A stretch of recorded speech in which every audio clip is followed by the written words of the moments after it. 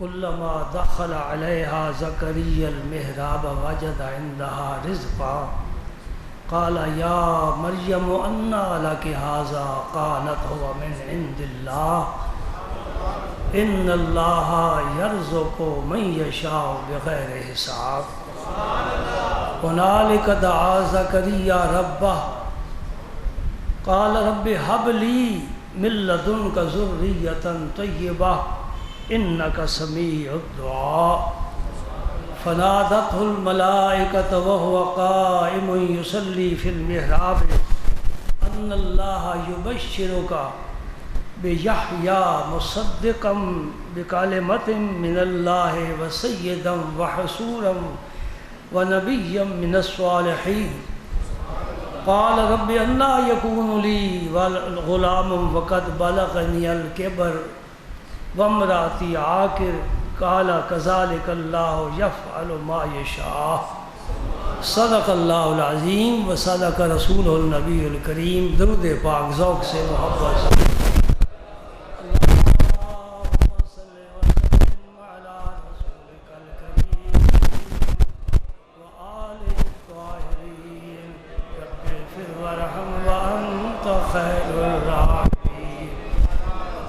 ابھی خطبے میں آپ نے جو آیات کریمہ سماعت فرمائی ہیں یہ سورہ آل عمران کی ہے۔ عمران نامی دو جلیل القدر انسان گزرے ہیں۔ ایک تو عمران ہیں حضرت موسیٰ علیہ السلام کے والد ہیں، وہ بھی بڑی شان والے، جن کا بیٹا پیغمبر ہو، جن کا بیٹا صاحب معجزات ہو، جن کا بیٹا صاحب کتاب ہو، اور جن کا بیٹا موسیٰ کلیم اللہ ہو، تو باپ بڑا ہوگا نا۔ اور دوسرے عمران وہ ہیں جو حضرت عیسیٰ علیہ السلام کے نانا ہیں۔ عیسیٰ علیہ السلام کی نانی صاحبہ کا نام ہے حنہ، اور نانا جی کا نام ہے عمران۔ عیسیٰ علیہ السلام خود بڑی شان والے، ان کی اماں جی حضرت مریم بڑی شان والی۔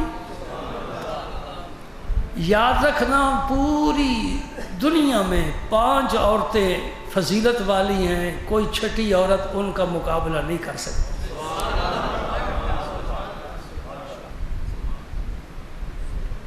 ایک عورت جن کا اسم مبارک ہے حضرت آسیہ، یہ فرعون کی بیوی ہیں۔ شوہر کیسا ہے، بیوی کیسی ہیں، اندازہ فرما لے۔ شوہر بے ایمانوں کا سردار ہے، اور ان کی بیوی موت آنے سے پہلے رب نے انہیں جنت میں ان کا مکان دکھایا ہے۔ موت پھر آسان ہو گئی نا۔ یہ حضرت آسیہ ہے، اور دوسری خاتون حضرت مریم ہیں، عیسیٰ علیہ السلام کی والدہ۔ یہ 2 خاتون پہلی امتوں میں سے۔ اور یہ بھی یاد رکھنے کی والی بات ہے کہ قیامت کے دن جب جنتی جنت میں جائیں گے، میرا نبی سب کو لے جائے گا انشاءاللہ۔ تو ازواج مطہرات میرے پاک پیغمبر کی جہاں ٹھہریں گی حضور کے پاس، وہاں حضرت آسیہ بھی ہوں گی، حضرت مریم بھی ہوں گی۔ یعنی یوں سمجھو کہ حضرت آسیہ اور حضرت مریم یہ حضور کے ازواج مطہرات میں شامل ہیں، اور فضیلت کی وجہ بھی یہی ہے۔ ان کی فضیلت کی وجہ بھی یہی ہے کہ حضور نے جنت میں ان کو اپنے خدمت کے لیے منتخب فرمایا ہے۔ تیسرا نام میں لینا چاہتا ہوں، وہ بہت بڑا نام ہے، وہ ہے خدیجۃ الکبریٰ، سب کہو رضی اللہ عنہا، جو خاتون جنت کی اماں ہیں، بلکہ سوائے حضور کے صاحبزادے حضرت ابراہیم کے باقی حضور کی ساری اولاد کی اماں حضرت خدیجۃ الکبریٰ ہے۔ حوالے کے طور پر بات یاد رکھنے کے قابل ہے، اور یہ ہمارے گھر کی نہیں، یہ ماتمی گروہ کے گھر کی ہے۔ ان کی کتاب ہے کافی، اصول کافی، کتاب کا نام ہے اصول کافی۔ جس طرح ہمارے ہاں بخاری کا درجہ ہے، ان کے ہاں اصول کافی کا درجہ ہے۔ ہماری اس لائبریری میں، کتب خانے میں وہ موجود ہے۔ اصول کافی میں لکھا ہوا ہے کہ حضور کی 4 صاحبزادیاں اور حضور کی 3 صاحبزادیاں خدیجۃ الکبریٰ کے بطن سے پیدا ہوئی ہیں۔ اب کوئی بات میں مانے نہ مانے یا کہے کہ یہ ضعیف ہے یا تعویلیں کرتا پھر الگ بات ہے۔ ہم نے منبر پر ڈنکے کی چوٹ پر یہ بتا دیا ہے کہ جو نبی کی 4 صاحبزادیوں کا انکار کر کے 1 صاحبزادی مانتا ہے، اس کے عقیدے کی بنیاد اس کتاب پر ہے جس کتاب میں لکھا ہوا ہے کہ حضور کی 4 صاحبزادیاں اور 3 صاحبزادے، 7 اولادیں حضور کی خدیجۃ الکبریٰ کے بطن مبارک سے پیدا ہوئی۔ کل حضور کے 8 صاحبزادے اور صاحبزادیاں ہیں، 4 صاحبزادیاں 4 صاحبزادے۔ سنیوں کو یاد رکھنا چاہیے، اپنے نبی کے بارے میں یہ معلومات سنیوں کے پاس ہونے چاہیے۔ حضور کی کتنے صاحبزادے ہیں؟ 4۔ صاحبزادیاں کتنی ہیں؟ 4۔ نبی کے اسم کے حرف کتنے ہیں؟ 4۔ نبی کے یار کتنے ہیں؟ 4۔ کتابیں کتنی ہیں؟ اور مقرب فرشتے کتنے ہیں؟ اللہ کے اسم کے حرف کتنے ہیں؟ 4۔ میں 4 گنتا رہوں تو سارا جمعہ اسی میں گزار دیں۔ مسجد کے حرف 4 ہیں، مسجد کے حرف 4 ہیں، منبر کے حرف 4 ہیں، قرآن کے حرف 4 ہیں، بشیر کے حرف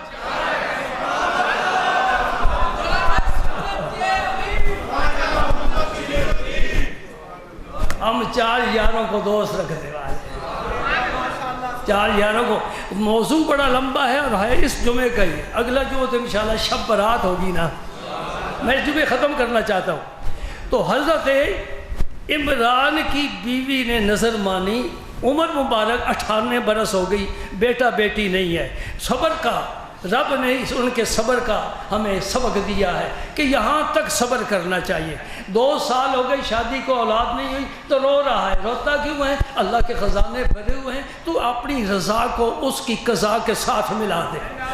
یہ میرا جملہ یاد رکھنا بڑا قیمتی ہے، ساری کتابوں کا نچوڑ ہے، تصوف کی طریقت کی بنیاد اس جملے پر ہے۔ بندہ وہ ہے جو اپنی رضا کو رب کی قضا کے ساتھ ملا دے۔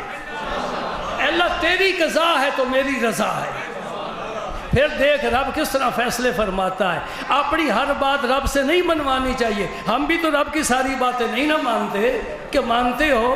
ہم نہ مانے وہ کوئی ہمارا کرایہ دار ہے؟ بولو نا، رب کوئی ہمارا مزارع تو نہیں ہے کہ ہماری مرضی پر فصل کاشت کرے۔ وہ خالق کائنات ہے، مالک حش جہاد ہے، شش جہاد ہے، اس پر کسی کا قانون نہیں چلتا۔ وہ خود قانون بنانے والا ہے، خود قانون چلانے والا ہے، اور جو کہتا ہے ہو کر رہتا ہے، جو کرتا ہے اس میں بڑی حکمتیں ہوتی ہیں۔ ہم عاجز ہیں، وہ عاجز نہیں، ہم محدود ہیں، وہ محدود نہیں، ہم فانی ہیں، وہ فانی نہیں، وہ اللہ ہے، رب العالمین ہے، احکم الحاکمین ہے، علی کل شیء قدیر ہے، حی القیوم ہے۔ ہم میں کوئی بات ہی نہیں، ہم تو پل بلا ہے پانی کا، ہوا کا جھونکا آئے گا تو مٹ جائیں گے۔ ہمارا کیا ہے؟ کل نہیں تھے آج ہیں، آج ہیں کل نہیں ہوں گے۔ ہمارا ایک ماضی ہے، ایک مستقبل ہے، بس حال میں تھوڑا سا ہم چہچہا رہے ہیں، کوئی پتہ نہیں یہ 1 جمعہ ہے کہ 2 جمعے ہیں۔ مریم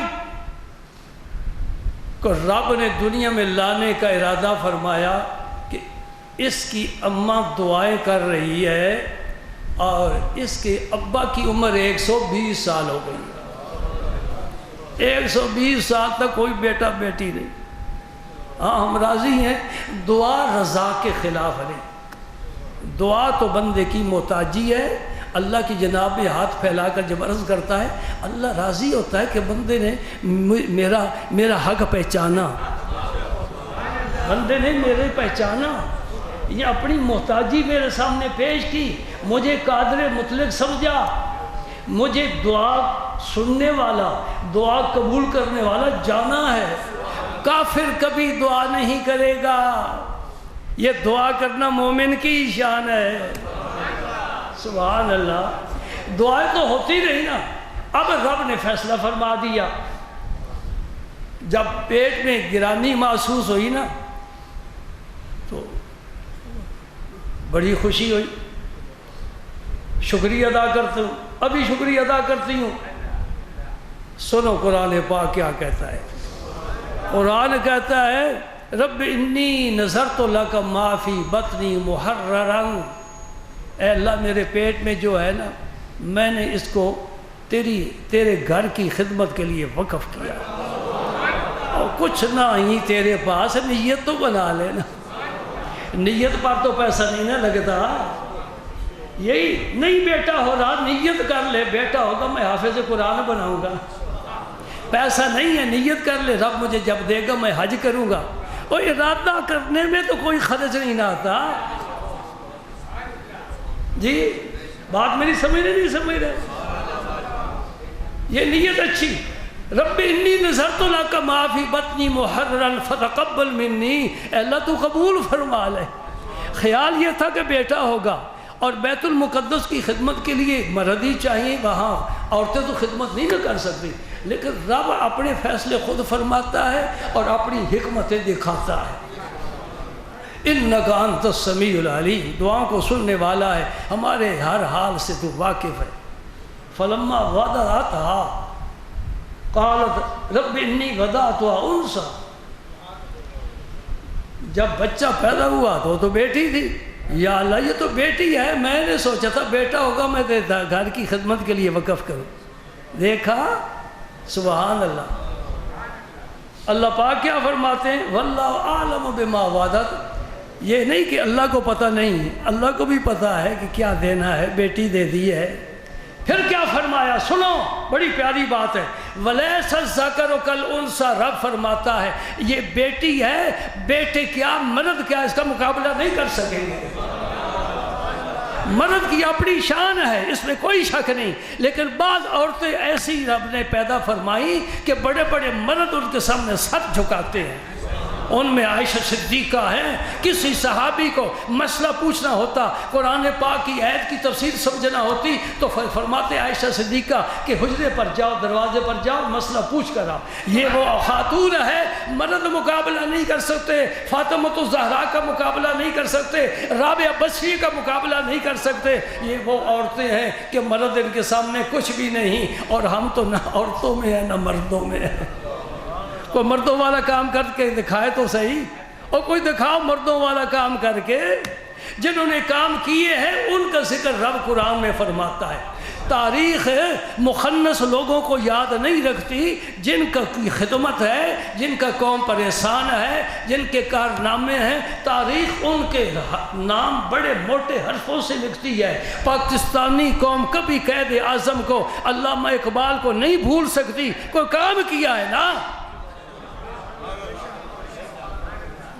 اور مردوں والا کام کیا ہے، کیس جیت لیا ہے، دو شیر، 2 بگھیاڑ، 2 بھیڑیے، ان کے منہ سے پاکستان نکالنا، ہندو کے منہ سے، انگریز کے منہ سے یہ لقمہ نکال کر مسلمانوں کو تحفظ دے دیا۔ اب ہم نہ سنبھال سکے تو ہماری نالائکی ہے نا، تحفہ تو مل گیا نا۔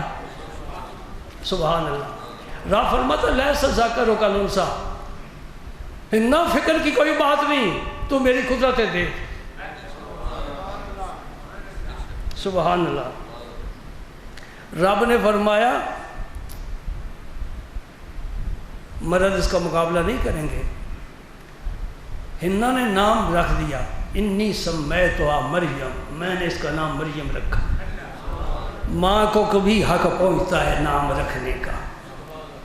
اور یہ بھی مسئلہ آج سن لو، سمجھ لو، بچہ پیدا ہو تو پہلے دن بھی نام رکھا جا سکتا ہے، یا پھر تیسرے دن، یا پھر 7ویں دن۔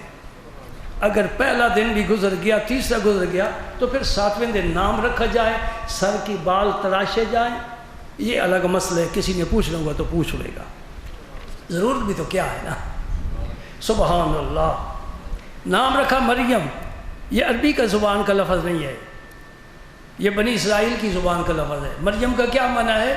مفسرین نے 2 معنی لکھے، ایک عابدہ عبادت گزار، ایک خادم اللہ کے گھر کی خدمت کرنے والی اور اللہ کی بندگی کرنے والی، اور مریم نے وہ کام دونوں کر کے دکھائے۔ اور پھر دعا مانگی وَإِنِّي أُعِيذُهَا بِكَ وَذُرِّيَّتَهَا مِنَ الشَّيْطَانِ الرَّجِيمِ، اے اللہ شیطان رجیم سے میں اس کو تیری پناہ میں دیتی ہوں۔ رب نے پناہ دے دی۔ حدیث میں آتا ہے جو بچہ پیدا ہوتا ہے شیطان سے چوک مارتا ہے، اس طرح انگلی کے ساتھ اس کے اس پہلو میں، ادھر بھی بچہ پھر روتا ہے۔ بچہ پیدا ہوتا ہے روتا ہے، کیوں روتا ہے؟ شیطان نے اسے چوک ماری ہے کہ تو میرا ہے۔ یہ دعا پڑھ لی جائے نا، شیطان ہاتھ نہیں لگائے گا۔ حضرت مریم کے لیے حضرت حنا نے یہ دعا مانگی۔ اب جب عیسیٰ علیہ السلام پیدا ہوئے تو شیطان قریب ہی نہیں آیا۔ اور سننے اور یاد رکھنے والی بات ہے، جب میرے آقا کریم نے خاتون جنت کا نکاح علی المرتضیٰ سے فرمایا اور رخصتی کا وقت آیا، حضور نے پانی منگوا کر اس پر دم کیا اور خاتون جنت کے سینے پر چھڑکا اور یہ دعا پڑھی انی اعیذھا بک وذریتھا من الشیطان الرجیم، فاطمہ جا تیری اولاد کو میں شیطان سے بچا کے رب کے حوالے کر دیا۔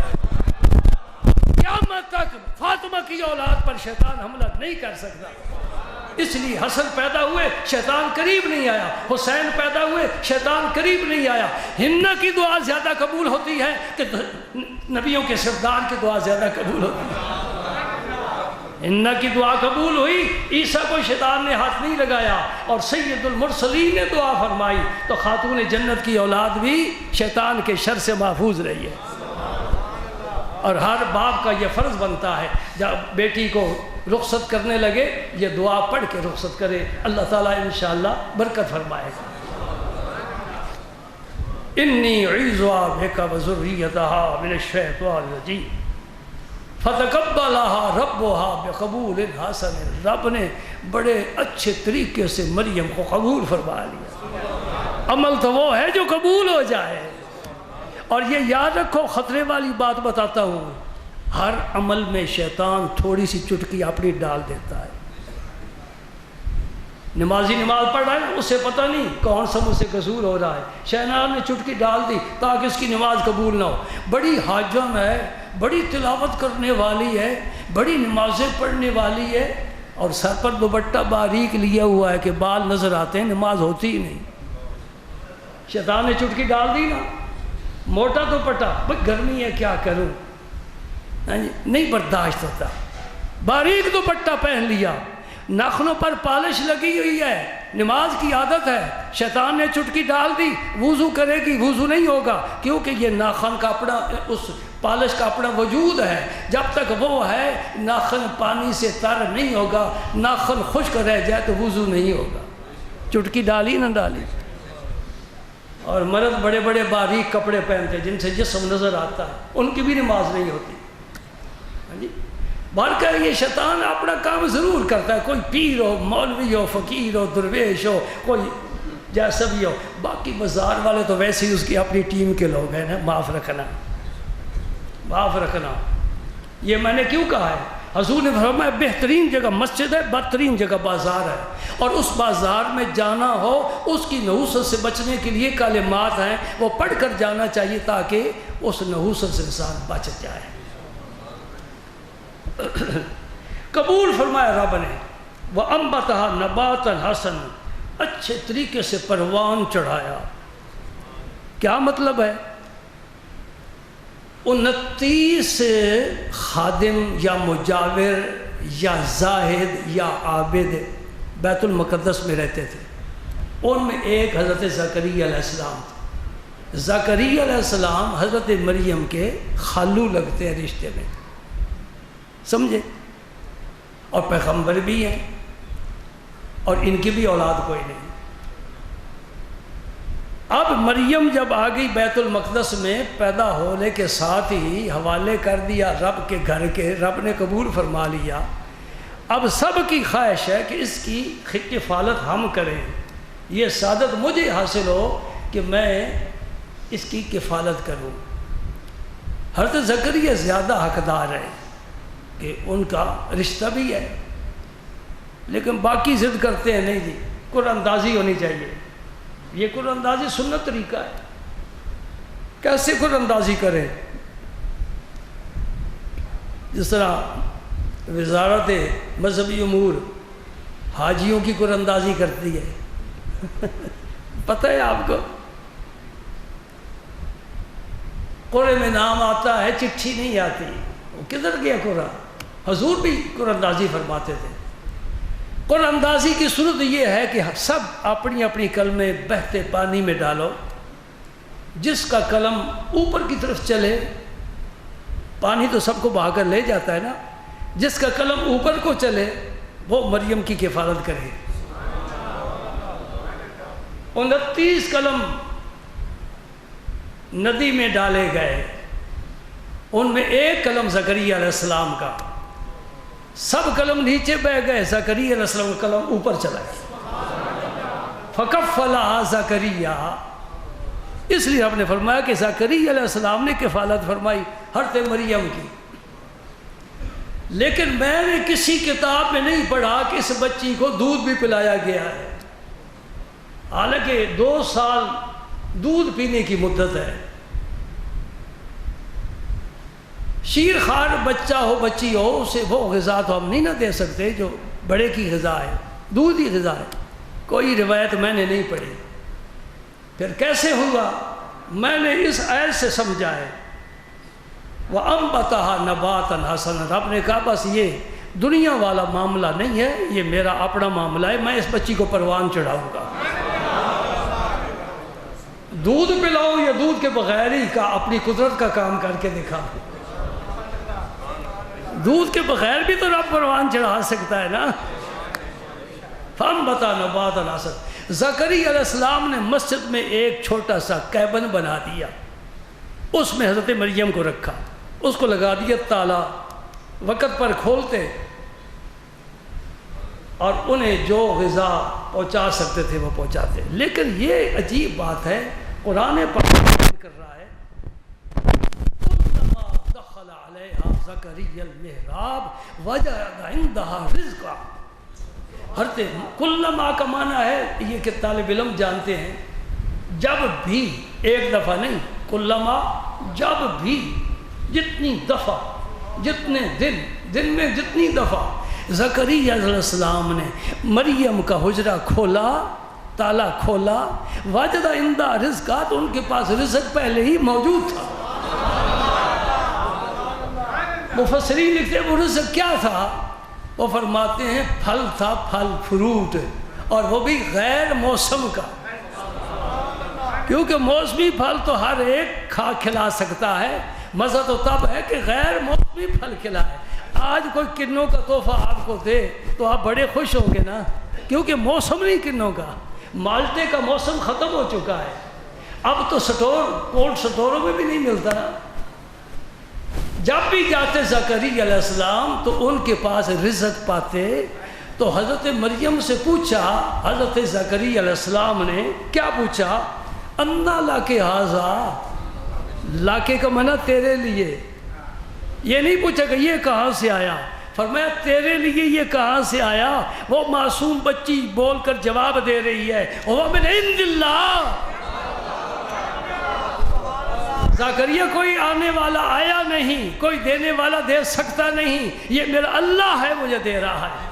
دیکھا رب نے کیسا قبول فرمایا کہ بچپن میں ہی وہ شعور پیدا ہو گیا کہ اس کائنات میں جو نظام ہستی چلا رہا ہے وہ فقط میرا اللہ ہے۔ اور یہ بڑا اعلیٰ عقیدہ ہے، بڑا اعلیٰ عقیدہ ہے۔ کوئی جن، کوئی پری، کوئی دیو، کوئی فرشتہ، کوئی کام کرنے والا نہیں ہے جی، حتیٰ کہ کوئی پیغمبر بھی متصرف نہیں کائنات میں، بس اللہ ہی متصرف ہے۔ ہاں جتنا کسی کو اختیار دے دے وہ کر لیتے ہیں، یہ ہمارا عقیدہ ہے۔ کائنات میں متصرف حقیقت میں کون ہے؟ تھوڑے سے لوگوں نے کہا ہے، کوئی اور بھی ہے، اور محلے میں کوئی ہو سکتا ہے، نہیں کوئی ہے؟ کون ہے نظام چلانے والا؟ ہاں یوں کہو نا، لطف آئے۔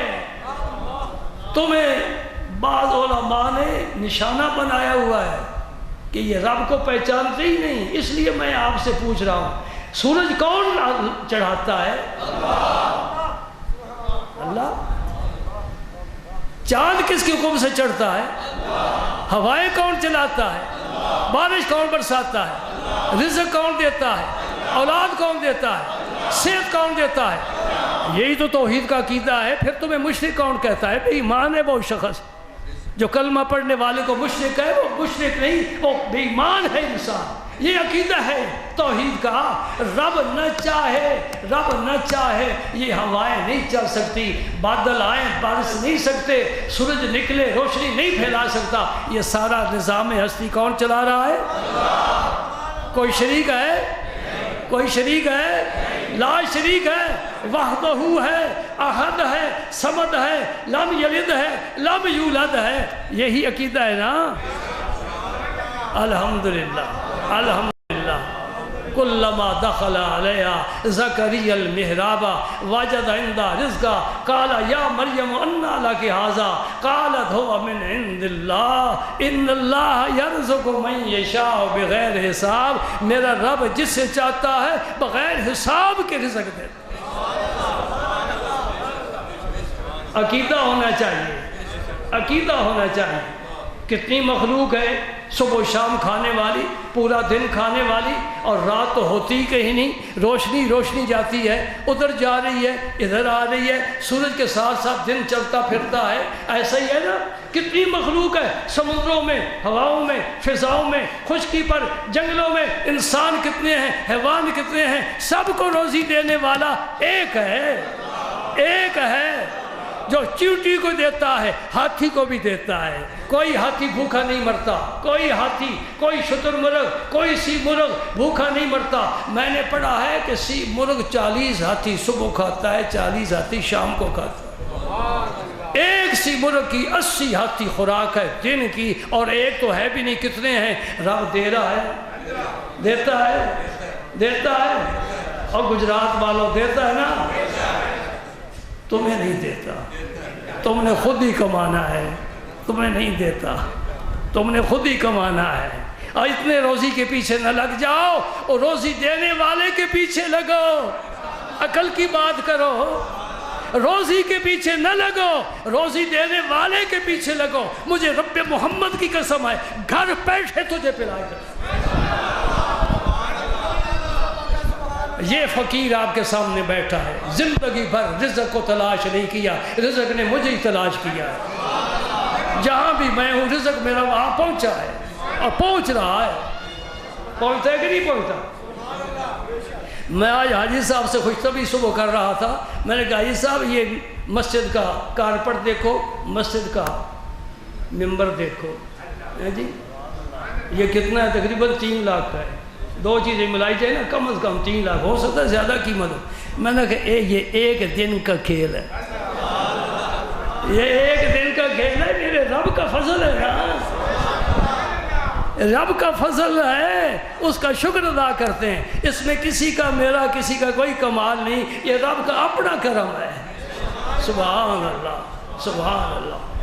تو یقین رکھو، ان اللہ یرزق من یشاء، جسے چاہتا ہے، جسے چاہتا ہے، بغیر حساب کے رزق۔ حضرت زکریا علیہ السلام کے لیے روشنی پیدا ہو گئی کہ مریم کے پاس بے موسمہ رزق آ گیا، میرا موسم بھی ختم ہو گیا، میری بیوی بانجھ ہو گئی، اولاد کا موسم ختم ہو گیا، مجھے بھی رب دے سکتا ہے۔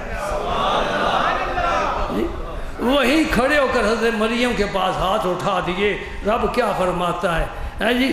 ہنالک دعا زکریا ربا، اس وقت زکریا علیہ السلام نے اپنے رب کو پکارا، رب حب لی من لدنک ذریۃ طیبہ انک سمیع الدعاء۔ اے اللہ اپنے خزانہ غیب سے اپنے بندے زکریا کو پاکیزہ اولاد عطا۔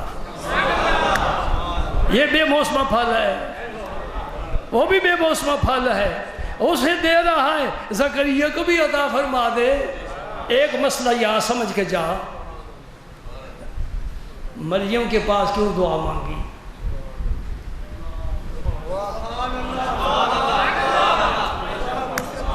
یہ میں مسئلہ سمجھنا چاہتا ہوں۔ مریم کے پاس کھڑے ہو کیوں دائیں گی؟ مسجد میں جاتے 2 نفل پڑھتے، رب کو پکارتے، مسجد اقصیٰ ہے، کوئی معمولی مسجد نہیں، مسجد میں جا کر دعا کرتے۔ مریم کے پاس کی دعا، ہمیں یہ مسئلہ پتہ چل جا گیا، دعا قبول کرنے والا رب ہے، لیکن ولی اللہ کے پاس دعا مانگی جائے زیادہ قبول ہوتی ہے۔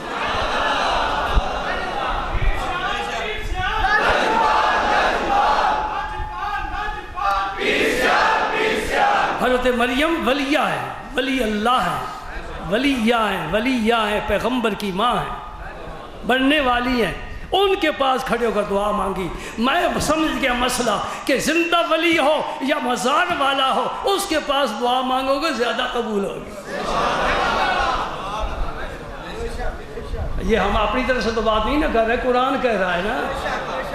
میں کھول کر بیٹھا ہوں سامنے، کسی سے پوچھ لینا کہ حضرت مریم کے پاس زکریا اسلام نے کیوں دعا، ہنالک دعا زکریا، وہیں کھڑے ہو کر۔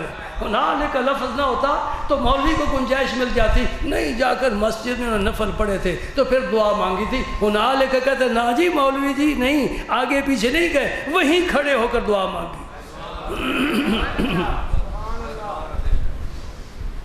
سبحان اللہ۔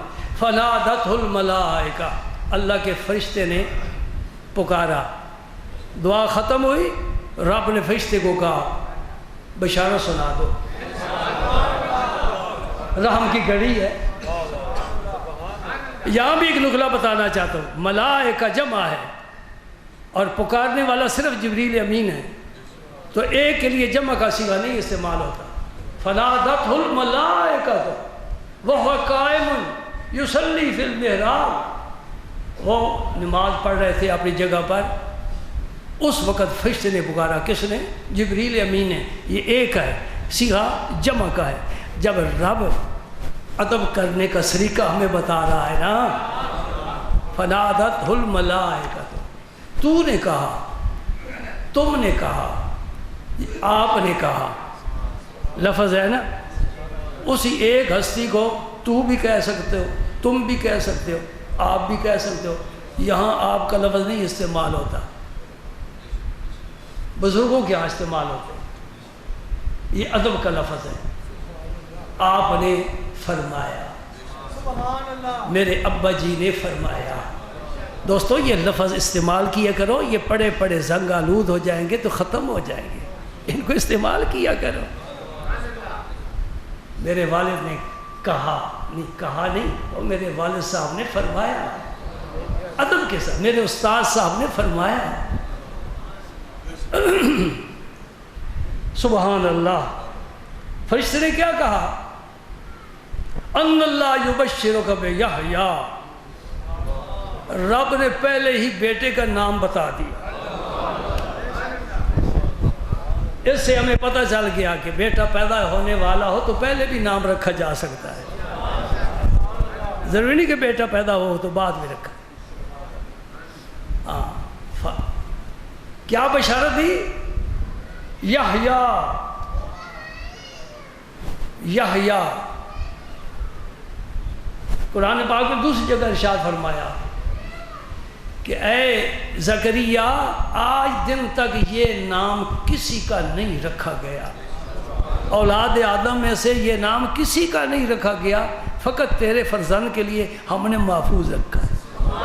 جس طرح میرے نبی پاک کا اسم مبارک محمد صلی اللہ علیہ وسلم رب نے محفوظ رکھا ہے، پورے عرب میں کسی کا یہ نام نہیں ہوا، سرکار کا جو اسم مبارک تھا رب نے حضور کے لیے ریزرو رکھا، مخصوص صرف آپ کے لیے۔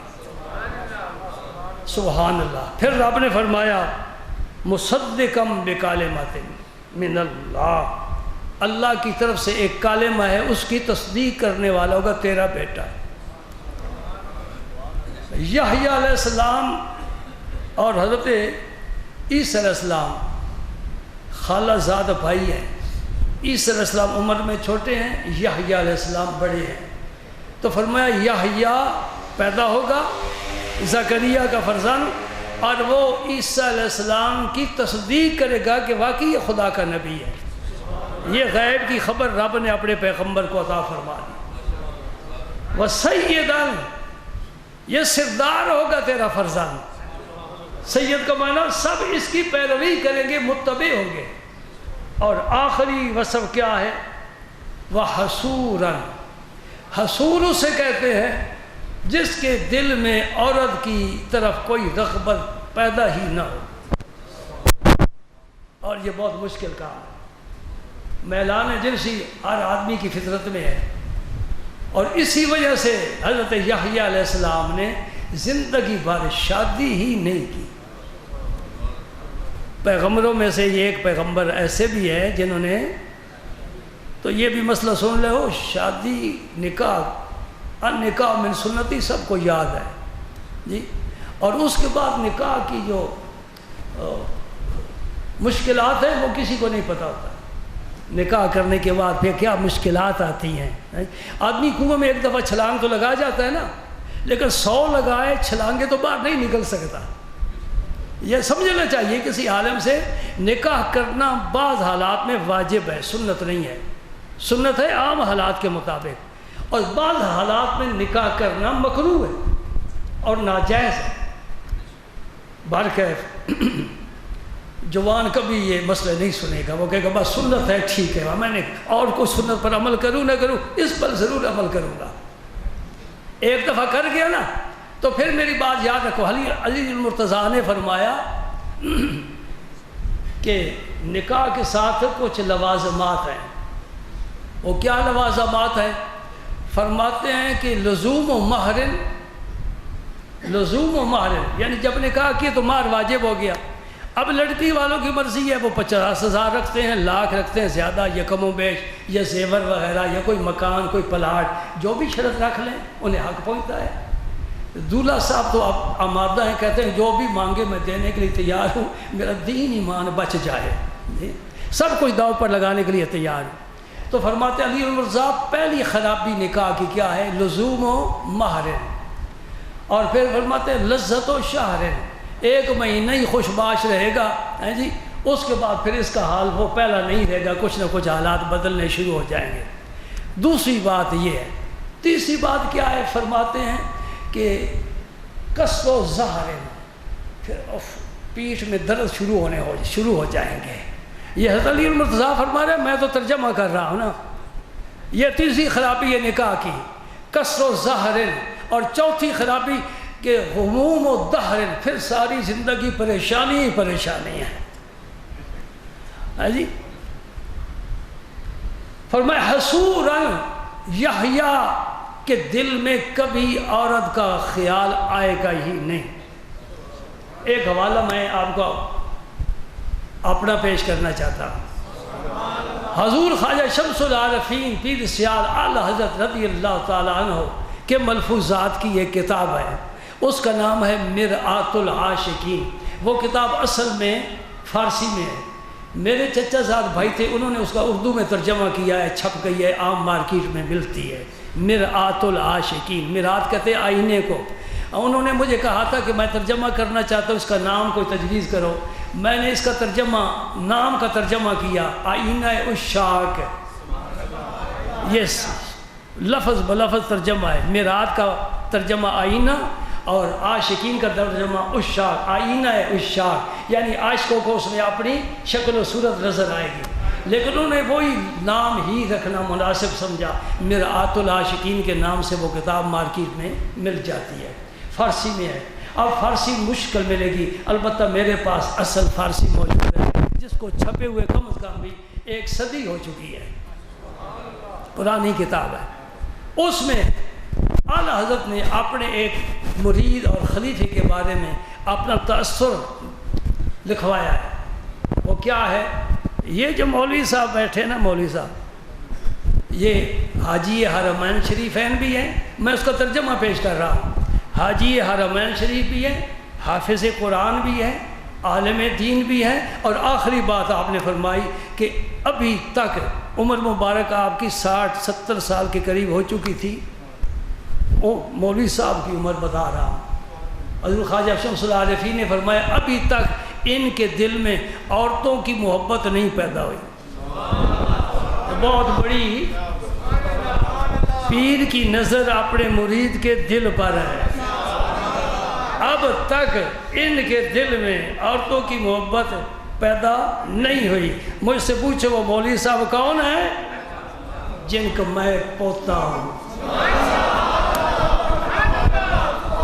یہ خواجہ معظم الدین ہیں رحمت اللہ علیہ، جن کے متعلق پیر سیال نے فرمایا، اور یہ بہت بڑی سند ہے۔ پیر اپنے مرید کو ایسی سند نہیں دیتا۔ خلیفہ شہرت پا گئے، بڑے پھیل گئے، بڑے اونچے چلے گئے، لیکن اپنے پیر کی سند خواجہ معظم الدین کے پاس۔ اور آخری بات ایسید کی، وَنَبِيًّا مِّنَ الصَّالِحِينَ، زکریا تیرا یہ یحییٰ فرزند نبی ہوگا، سید ہوگا، حصور ہوگا، نبی ہوگا، اور میرے مقربین میں سے ہوگا۔ صالحین کا معنی جو سزاوار قرب ہیں۔ الحمدللہ میں نے غالباً یہاں تک کی تلاوت کی تھی، یہ پورا صفحہ آج میں نے قرآن پاک کا آپ کے سامنے جو کچھ میں سمجھا مختصر بیان ہو گیا۔ اس میں جو کچھ بیان ہوا، اب اس سے جو خلاصہ نکلتا ہے اس کو اخذ کرنا، ذہن نشین کرنا، اور اس کو اپنے اعتقاد کی بنیاد بنانا، اور اس کو اپنے عمل میں رکھنا، یہ آپ کا کام ہے۔ کوئی مشکل آئے، نفل 2 پڑھو، 500 دفعہ درود پاک پڑھو، اللہ کی جناب میں اس کے حبیب کا وسیلہ پیش کر کے دعا مانگو۔ جو بہترین طریقہ ہے میں آپ کو بتا رہا ہوں، بہترین، اس سے بہتر کوئی طریقہ میرے نبی کی شریعت میں نہیں آیا۔ میں تمہیں قیمتی نسخے چھانٹ کر دیتا ہوں جی۔ اب کسی دربار پر جا کر دھاگا باندھنے کی کوئی ضرورت نہیں ہے۔ درباروں پر جاؤ، ضرور جاؤ، اللہ کے ولی ہیں، زیارت کرو، وہاں جا کے بھی دعائیں مانگو، اور سمجھ نہیں سمجھ رہے، مزار پر جا کر رب سے ہی دعا مانگو، اور مزاروں پر چاندی کے بت بنا کر شاہ دولت صاحب پر نہ رکھو، یہ حرام ہے شریعت میں، بلکہ بہت حرام سے بھی آگے کام ہے۔ اس کو ختم کرو، اور کسی ولی اللہ کی مزار پر جاؤ، کبھی سجدہ نہ کرو۔ خدا کی قسم یہ سجدہ نہ اللہ کو پسند ہے، نہ اللہ کے رسول کو پسند ہے، اور نہ قبر والے ولی اللہ کو پسند ہے۔ تو ایسا کام کیوں کرے جو شریعت میں جائز نہیں ہے؟ میں واضح بات کر رہا ہوں، کسی مزار پر جا کر اپنی پیشانی نہ رکھو، بالکل سجدہ نہ کرو، یہ حرام ہے، حرام ہے، حرام ہے۔ ہم ولیوں کے غلام ہیں، ولیوں کے گھر میں پیدا ہوئے، ولیوں کے جوتوں میں ہم نے پرورش پائی، ولیوں کی صحبت میں زندگی گزاری، لیکن یہی مسئلہ ہم نے ہر جگہ سمجھا ہے، ہر جگہ پہچانا ہے۔ ولی اللہ کی بڑی شان ہے، نبی کی اس سے بڑی شان ہے۔ نہ صدیق نے سجدہ کیا، نہ عمر نے سجدہ کیا۔ کون ہوتا ہے اللہ کے علاوہ کسی کو سجدہ کرنے والا؟ میری بات پورے شہر میں پھیلا دو کہ قمر علوم والے کہتے ہیں اللہ کے علاوہ کسی ولی کو، نبی کو سجدہ کرنا جائز نہیں ہے۔ جو ہمارے متعلق ہے کہ یہ سمجھتے ہیں کہ ان کے عقیدے خراب ہے، وہ ہمارے سامنے آ کر بات کریں، پوچھیں ہم سے۔ قرآن کے علاوہ کوئی بات کر جاؤں تو تختہ دار پر لٹکائے جانے کے قابل ہوں، گولی کا نشانہ بننے کے قابل ہوں۔ اگر قرآن میری بات قرآن ہے، اور قرآن کی بات میری بات ہے، تو پھر کہو ہاں الحمدللہ ہمیں اچھا سبق مل گیا ہے۔ ہم مزاروں پر جاتے ہیں، سلام پیش کرتے ہیں، دعائیں مانگتے ہیں، کس سے؟ اللہ سے۔ دعائیں کس سے مانگتے ہیں؟ اللہ سے۔ یہ عقیدہ ہے، پکا رکھو۔ دائیں بائیں بالکل نہیں ہونا، ڈاواں ڈول نہیں ہونا، مذبذب نہیں ہونا، پختہ رکھو، پختہ عقیدہ پختہ رکھو۔ ہاں ولی اللہ کو وسیلہ پیش کر سکتے ہو۔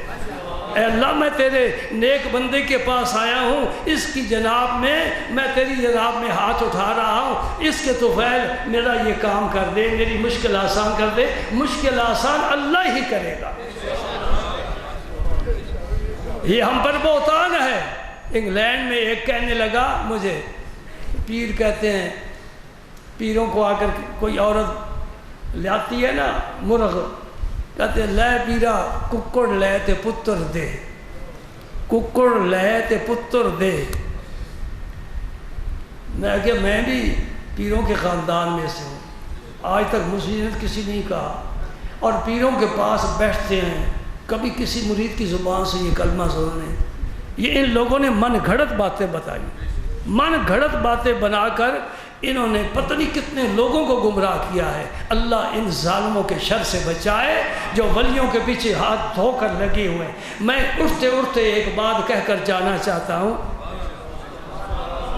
انہوں نے کتابوں میں خواجہ غریب نواز کی شان لکھی ہے، تفسیروں میں لکھی ہے، محبوب الہی کی شان کتابوں میں لکھی ہوئی ہے. میں کہتا ہوں ظالم ممبر پر کیوں نہیں بیان کرتا؟ پتہ ہے نا کہ یہ کتابوں تک نہیں پہنچ سکتے. وہ 30 جلدوں میں تفسیر ہے اور سب سے ضخیم ترین تفسیر ہے، باریک قلم کے ساتھ لکھی ہوئی. اس میں اب وقت نہیں ہے ورنہ میں آپ کو بتاتا ہوں. اس میں اس نے لکھا ہے کہ حضور محبوب الہی، میرے پاس تفسیر موجود ہے، دیوبندی عالم ہے، وہ لکھتا ہے حضور محبوب الہی خواجہ نظام الدین اولیاء کے اکثر مرید صاحب کشف تھے. صاحب کشف کیا ہوتا ہے؟ دل کی آئینہ میں ہے تصویر یار، جب ذرا گردن جھکائی دیکھ لی. عرش والوں کو تو نہیں دیکھنا، دل کے آئینے میں اس کا نور ہے، اس کی عظمت کے جلوے ہیں جی. اور خواجہ غریب نواز کے بارے میں انہوں نے ایک بڑی زبردست لمبی پورے صفحے پر کرامت لکھی ہے کہ ایک بچے کو اٹھا کر خواجہ غریب نواز، کون خواجہ غریب نواز؟ جنہیں آج خواجہ غریب نواز کہنا وہ کہتے ہیں ناجائز ہے. غریب نواز اللہ ہے. میں کہتا ہوں اللہ غریب نواز ہے تو پھر امیر نواز کون ہے؟ کوئی دوسرا اللہ ہے؟ ایک اللہ تو غریب نواز ہو گیا، دوسرا اللہ امیر نواز ہو گیا. 2 رب ہے تیرے؟ نہیں، اللہ امیروں کا بھی ہے، غریبوں کا بھی ہے، خواجہ فقط غریبوں کا ہے. اس لیے غریب نواز کہتے ہیں. خواجہ غریب نواز نے کہا آگ کی پوجا کر رہے ہیں. دوستو آگ کی پوجا کرنے والے پوجا کر رہے ہیں. ان کو تبلیغ فرمائی. یہ تو شیعہ کی امام بارگاہ میں بھی نہیں جاتی، جب یہ تبلیغی جماعت شیعوں کی بارگاہ میں نہیں جاتی. اور جایا کرو، انہیں اصل تبلیغ کا زیادہ حق پہنچتا ہے. کافر چاکن کر دینا کہ یہ کافر ہے، یہ تو آسان ہے. خواجہ غریب نواز نے آتش پرستوں کو تبلیغ فرمائی. فرمایا کیا پوج رہے ہو جسے خود جلا رہے ہو؟ اس رب کی پرستش کرو. انہوں نے کہا نہیں بات سنی، نہ باپ سے سنی، نہ دادا پر دادا سنی. یہ کون درویش آ گیا جو ہمیں یہ تبلیغ کرنے لگ گیا؟ فرمایا یہ مخلوق ہے، مخلوق کی پوجا نہیں کی جاتی. اور وہ جو ان کا سردار تھا اس کی گود میں بیٹا تھا، اپنا بچہ. خواجہ غریب نے اس بچے کو اٹھا لیا. یہ اس تفسیر میں واقعہ لکھا ہوا ہے. کوئی مولوی دیکھنا چاہے تو میں انشاءاللہ دکھا دوں گا. یہ میرے خواجہ کی شان ہے. غیروں کے گھر میں بھی جا کر ڈنکا بجاتے ہیں. یہ سوٹا کھڑکدا ہے ہر جگہ، میرے بابا دا سوٹا کھڑکدا ہے. انشاءاللہ تیرے سر پر گرے گا اور تیری پیٹھ کو گرم کرے گا کہ ایک دن آئے گا قیامت کے دن تو میرے خواجہ کی شان دیکھے گا. پورا بر صغیر کلمہ پڑھنے والے سارے سلسلے خواجہ غریب نواز کے جھنڈے کے نیچے ہوں گے. یہ جھنڈا غوث اعظم کے جھنڈے سے جا کر ملے گا. اس دن خدا پتہ چلے گا کہ خواجہ کا نام لینے والے کس شان والے لوگ ہیں. انشاءاللہ میں تجھے دکھاؤں گا گجرات کے ملا کو میرے خواجہ کی کیا شان ہے. آج بھی دیکھ لے، تیرے ہندوستان میں تیرا نام نہیں چل رہا. انہیں 700 سے زیادہ سال ہو گئے ہیں، 7 صدیاں گزر چکی ہیں. ہندوستان میں آج بھی خواجہ کا نام چل رہا ہے.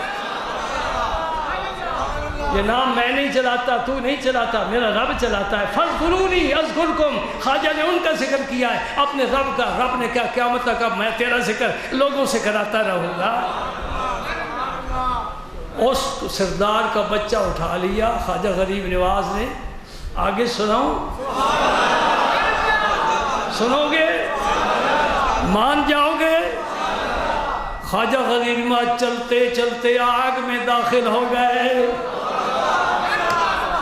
اس کی والد کی چیخ نکل گئی میرا بچہ جل جائے گا، مر جائے گا. نہ خواجہ غریب نواز کو آگ نے چھوا ہے، نہ اس کے بچے کا بال جلا ہے. عاشقوں پر آگ حرام ہے. سمجھے نہیں سمجھے؟ عاشقوں پر آگ حرام ہے، دنیا کی ہو آخرت کی ہو. سبحان اللہ.